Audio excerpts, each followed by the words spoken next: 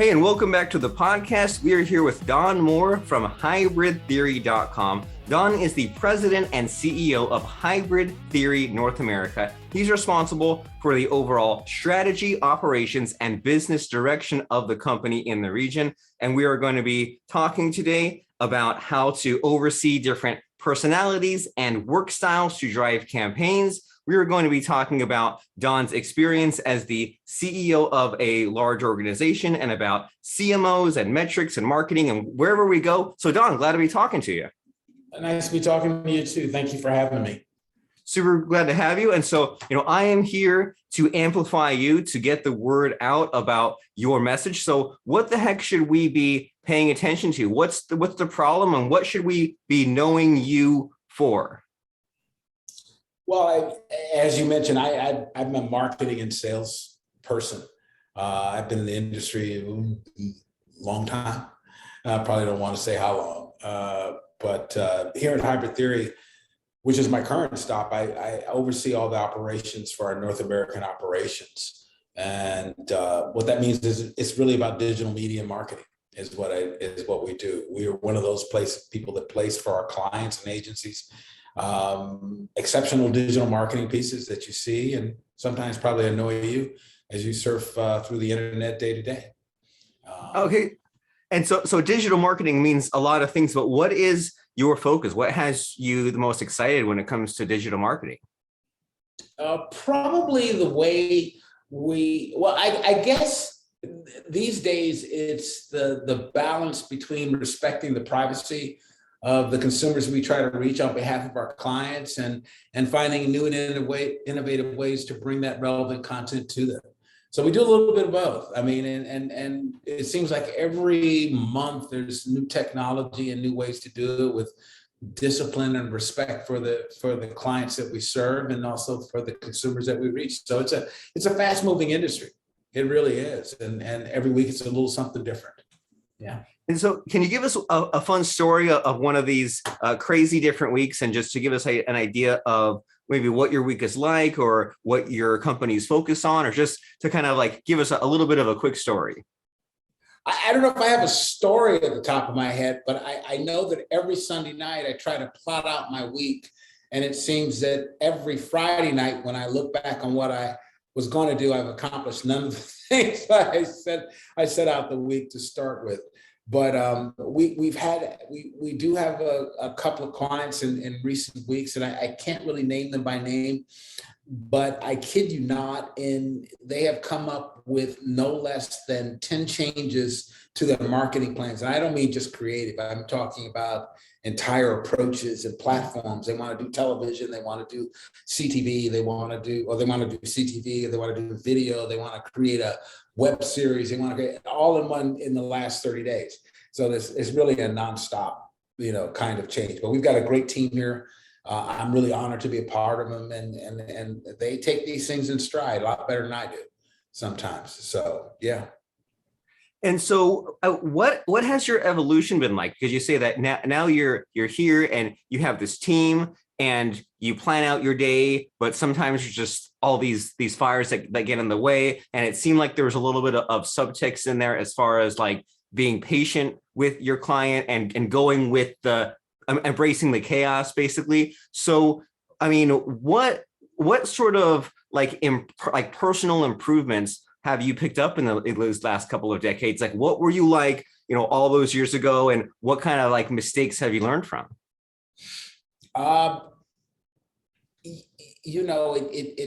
It's I get asked that question a lot, and I think it's really about balance.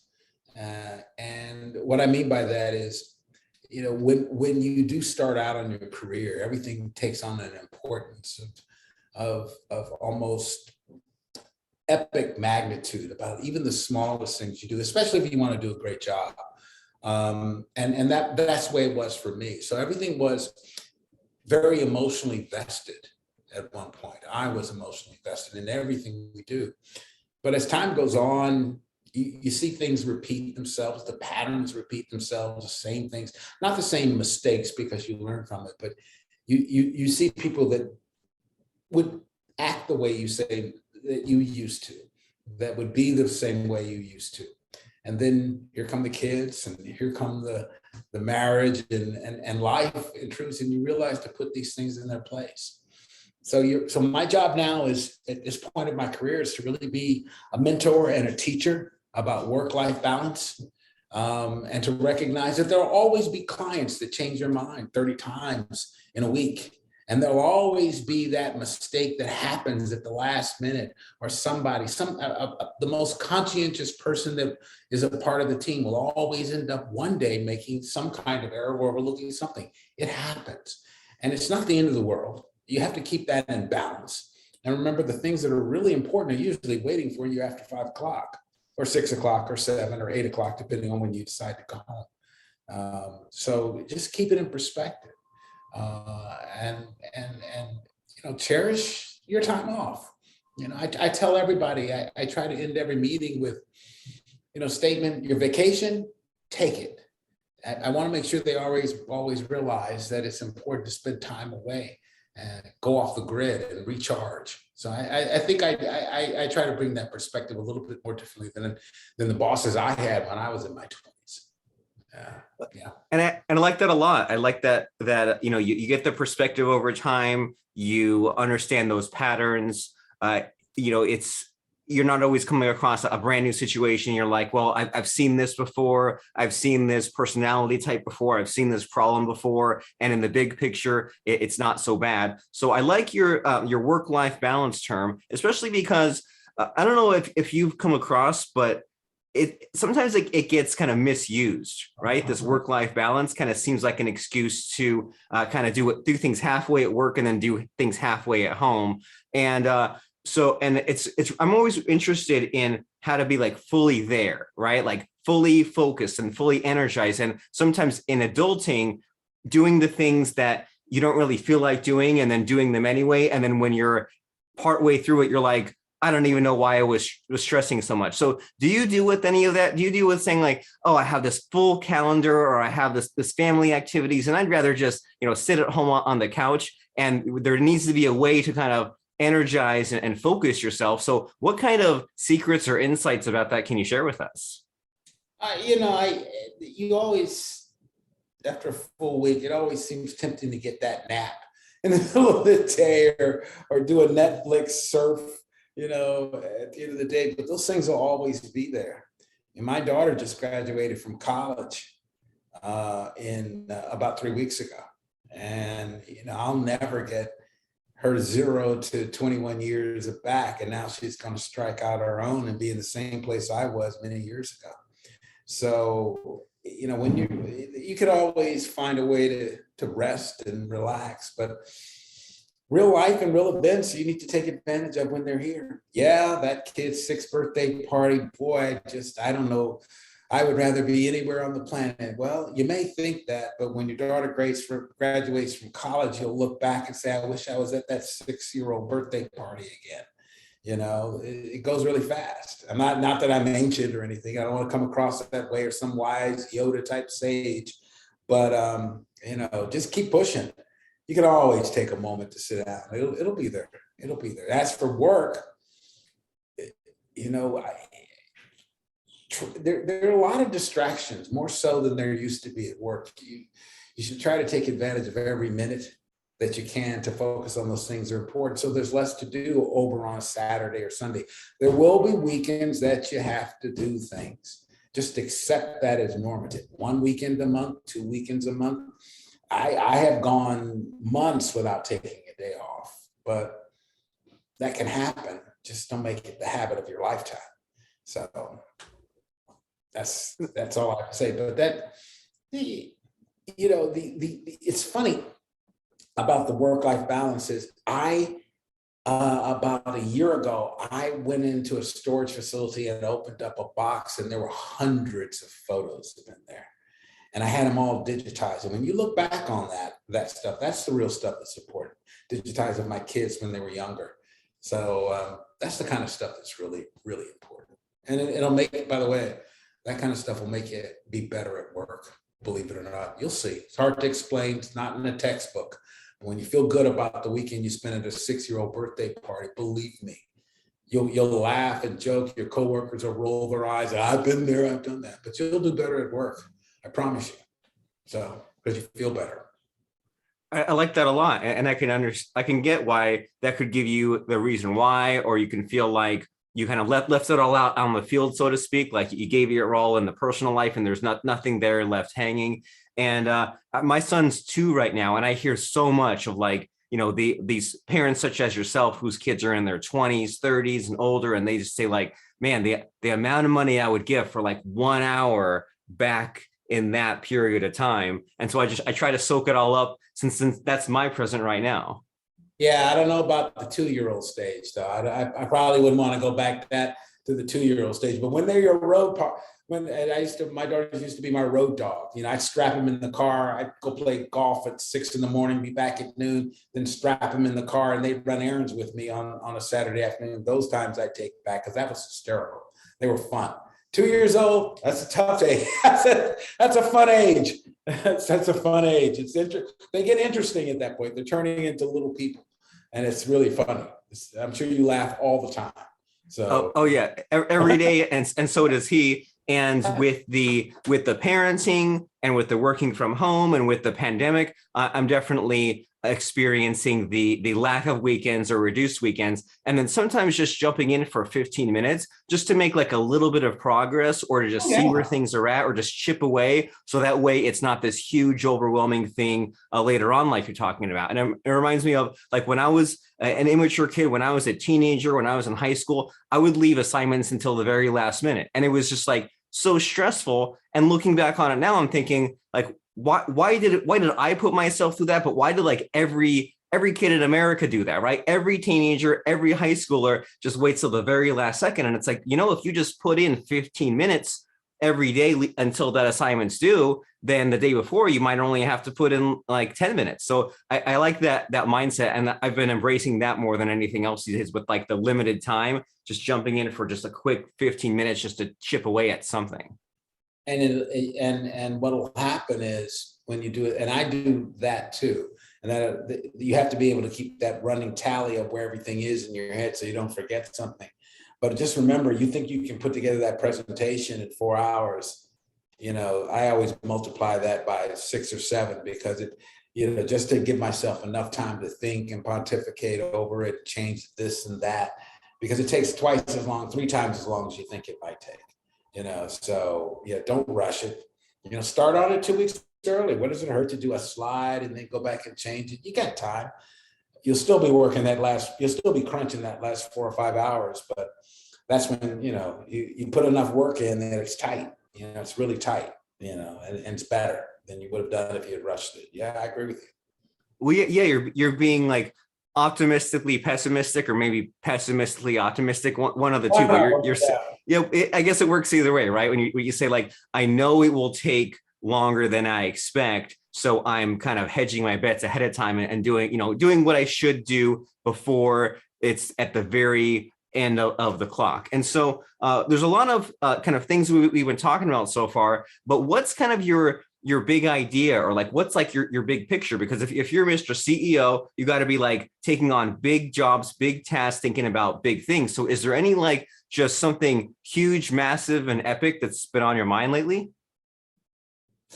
Growing the business here in the States and in Canada has been on my mind. And just I try to offer at this role, I come up with ideas and partnerships and potential clients, and holding fast to the real strategic platform of where we're headed, and let the team do their work. We built a nice team here, and you have to trust them to move things forward. I give them everything that I can give them in terms of support, so that they can move forward. And I come up with ideas, some of them good, some of them bad. Some of them, they're way too polite to tell me, oh, that's interesting, which really means that idea sucks and we're not doing it. So they know better than I do.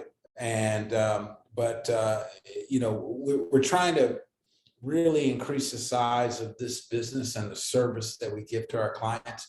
And that's what really has been on my mind, every day, I can do it while with a golf club in my hand, or I can do it when I'm starting the dishwasher, but I'm always thinking about it, or at least for the most part, thinking about it. So what specific ideas? Now that I can't tell you, Okay. but it is, and how we go about it with the support of our team over in the UK is something that occupies my mind daily. Yeah. Well, good. It's good to have a top secret project, so that way it feels exclusive Or, and unique to you. or projects with an S on Yes. the end. Yeah, yeah, because like I say, I guarantee you a couple of them are just going to be really bad ideas or fail miserably. You just need to get one or two across the finish line that make a difference. You got to figure out what Right. those are. Yeah, Yeah, you can have 5, 10, 20 failed if you have that one that succeeds. That's all you need. and that's exactly what I do. It's just like starting a project early. The more have chance you have, and the more opportunities you have to tinker around with stuff, the better. You'll eventually find the one that works, and that's what we try to do. Yeah. Yeah, and because the wife, for some reason, the wife and me last night, we were kind of getting on this topic of like these different brands, and we saw a photo of a 7-Eleven, and there was a sign out front, and like the logo of 7-Eleven, she noticed, hasn't changed in decades. And then it got us on this whole tangent of talking about, like Taco Bell messes with their menu item, and McDonald's comes out with the McRib, and there's just like all these just kind of like experiments that you see businesses doing with the food and the fast food. It's fun because like you see those all the time, and it's more exciting than like a clothing brand. But like you see all of these, Burger King or someone is always just innovating and just trying out these little experiments, and it kind of gets them some buzz, gets some attention, and usually it's a complete and total failure, and they pull it off the menu. But in the meantime, they're holding out for that one thing that really succeeds. And even if it kind of fizzles out, if it's kind of a dud, it's still bringing in the customers. It's still marketing for them, even though it's kind of a failure in a way. Yeah, very true. I mean, there was, when I started out my career at Johnson and Johnson, they had a chairman at that point who instilled in you a lack of fear of failure. He said, if you're not trying new ideas, we're never going to grow. So I learned that early on, that you don't always have to succeed. If you can fail, over and over again, just keep your eye on how expensive those failures are. But I mean, there are plenty of precursors to success that were born of failure, and some things that are ahead of their time. There were dozens of applicants to the throne of the iPad before there was the iPad, and there was Betamax before there was VHS. So there's plenty of applicants for the title, and now there's no VHS. So you should try. If you don't try, you're not doing your job.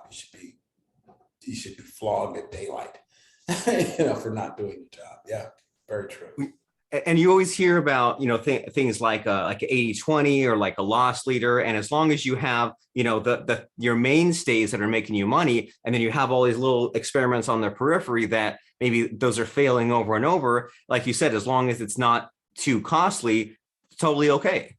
Yeah, everything has a life cycle though, and it doesn't matter. You may feel in your heart that Google will be around forever, but it won't. And you may feel like at one point Ford felt invincible, and so did General Motors, and they obviously became not invincible. Sears felt invincible. I know, I'm from Chicago. They were invincible. The tallest building, or one of the tallest buildings in Chicago, was named after that company. It's no longer named after that company. They were invincible. Everything has a life cycle. Everything eventually will decline. Apple too, although right now they're on a roll. Netflix, oh my gosh, the unstoppable juggernaut, suddenly has a hiccup and their stock just plummets. Well, it's normal. Is it permanent? Well, we'll see. But in digital, life cycles are shorter, by and away than they have been. So yes, while you're planning, while you believe there are the mainstays of your portfolio and product that have a life cycle, you must always prepare for the inevitability of decline, because they will eventually fall. They must. It's just natural law of things.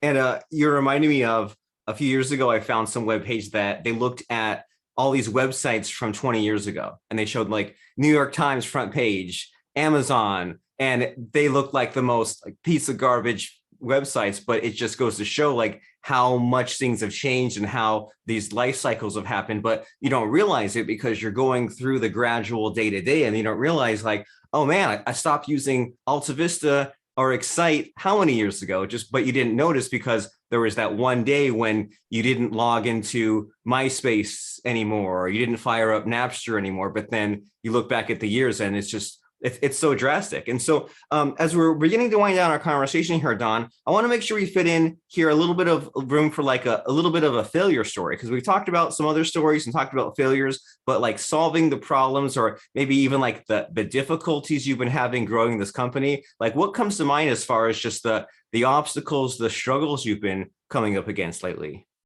Lately, I don't think any of us ever have managed through COVID. There's not been a COVID, you know? So coming out the other side, I mean, suddenly, you know, we have offices that today are basically empty today, you know? There's only a few people here. This is the obstacle that I'm having. You hear about the Great Resignation. You hear about the hot job market at the same time. It's the Great Resignation in terms of work. This is the struggle I'm having. Talent. Where are they? Are they? You know, can we afford? We need great people to grow. We need great people to see tomorrow, to offer those ideas, to succeed and fail. And COVID it changed the rules. It seems almost surreal how we all behaved just 2 years ago. Your son, I believe son is what you said, was probably born inside of COVID. You know what I mean? During that time, wow, you know, that's a mind blower right there. You I know, was worried I wouldn't be able to see him born. I was worried they wouldn't let me in the hospital. and that's a fair concern. You know, so now that is you couple that with a global insecurity over the economy, and we don't know what tomorrow. I mean, I've managed through recessions, I've managed through inflations, I've managed through, you know, stagflation, made up terms, like, well, they were really made up terms, but they were real terms. But I've never managed through a post-COVID uh, inflation, recession. I have no idea what it's going to look like in terms of what our clients need, our clients need and what they want. So, and also the reevaluation of the needs of talent these days, and what people really want from their job. Is it enough? Is it too much? You know, I mean, is working from home permanent? I saw today Elon Musk has said, if you don't come in the office 4 or 5 days a week, I'll assume you don't want to be here, or something to that effect. So, I mean, I don't know how well that's going to go. For him, it's maybe a different animal, but I mean, how do we manage through? That's my biggest hurdle. You know, it's getting back to whatever that sense of normal is post-COVID, and how long will it be here? Yeah. So you're saying there's a lot of uncertainty, and you've dealt with these periods of uncertainty, but nothing quite as unknown and new as this. Economic uncertainty, sure. I managed, I've said that twice. I've managed through eras of great boom, like the beginning of the dot-com era, where you thought you were a genius because there was so much money being thrown around. It's so without discipline, you thought, wow, look at my business grow. And you were doing nothing to deserve this. It just happened. There was all this money because everybody was trying to find, you know, the next big .com, you know, pets.com, throwing around money left and right back in those days. But never anything coming on the kind of sea change in expectation, in satisfaction, evaluation, and needs of talent and the economy post-COVID. We are a much more mobile economy. You know, brick and mortar is under assault. Everything has changed. It accelerated every trend by, I say, at least 5 to 7 years. It's now normative to see delivery on the streets, not just in New York, but in middle America. It's normative to see that. It is normative for most people to get their goods and services delivered by fill in the blank, usually filled in with Amazon. But it's normative, not the exception, not 30% of the cases. It's normative. How do we respond to that kind of uncertainty and permanence in our business? You know, what in mobility for physicians is normative now. Getting counsel from physicians over your computer, normative, unthinkable a few years ago. Everybody wants to go to see, doesn't want to go see the doctor, but they will because they have to. So that's it. It's a challenge. It's fun. It's interesting. It changes every day. So, well, I like your attitude, and you say, how do we respond to this? And it's not an easy answer, is it? It's a different response based on each case by case. yeah, think about this. There's no textbook for this, is there? There's a textbook for managing X business or X type of business through recession, inflation, permutations of both. There is no textbook written on how to handle even the existing employees post-COVID. Some are suffering through their own personal rebuilding inside their head post-COVID still. But there are a few, there are articles here and there, but those are young articles. They're not the ones that you go to as definitive text on X and Y. So all that's being rewritten right now. Well, since there's no textbook, I can tell that you're a thinker. You're someone that kind of sits and like mulls things over and revisits. And I think that thinking is a really underrated skill, because you can't really put a exact method on it, right? Just like sitting and solving the problems. And this was even an issue that was only brought to my attention like a year or two ago, when I said, well, am I implementing this right, and am I strategizing this right? And the person said, no, you just need to think about what it is that you're doing more. And even like you were saying how there's these cycles, and if real estate blows up just because someone happened to be lucky, or cryptocurrency blows up, that person thinks they're so smart. It's like, well, no, you were just gambling. You weren't thinking about it. So just from our conversation and like kind of getting into your thought process, the lesson I'm getting is how important it is to just sit there and think about the future, about my people, about their problems, about my responses, about where I'm at. Just thinking is a thing that we all need to be doing more of. Yeah, absolutely. Absolutely agree. 100%.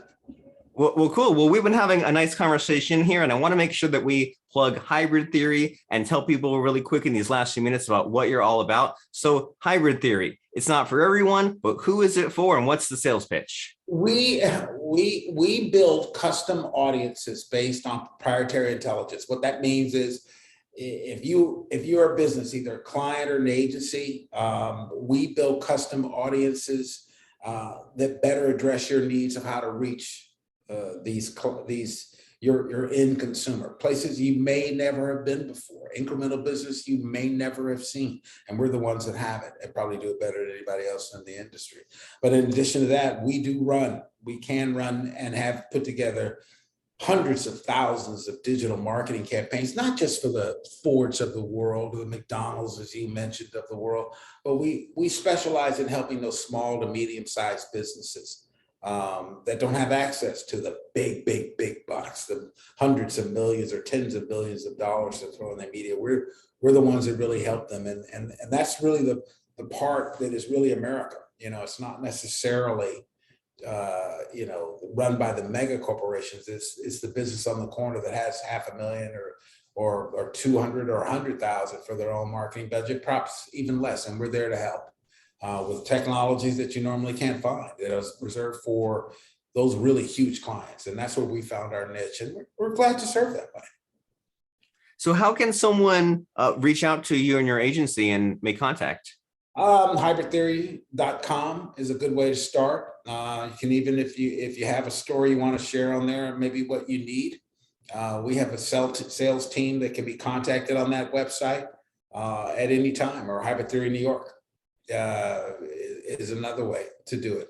But we're always here. We try to answer just about everyone. As you might imagine, we get many a day looking, and it very much depends. We always try to ask the question, as opposed to taking money, can we really help you? And that's the thing that we try to do. Sometimes it's just not enough scale or size of the campaign, we can steer you in directions, and sometimes other parts of our business, or sometimes even competitors that do better. But we're not picky. I mean, it's not saying we're overly picky and we only accept this and this and this. That's not what I'm trying to say. It's that we want to make sure that you succeed. And if we're not the best choice for that, we'll let you know.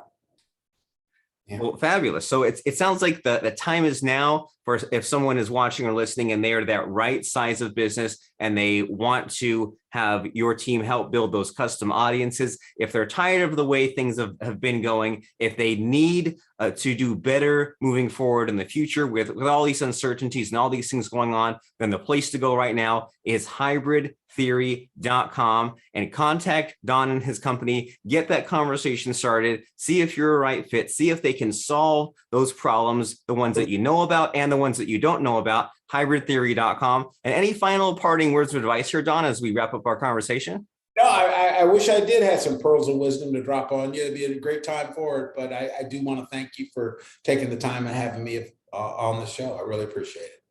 And I appreciate you too. I'm doing the big picture stuff, right? Having the important conversations. Yes, absolutely. You have a great day. You as well. And those podcast listeners out there, you have a great day over at hybridtheory.com, and we will see you there.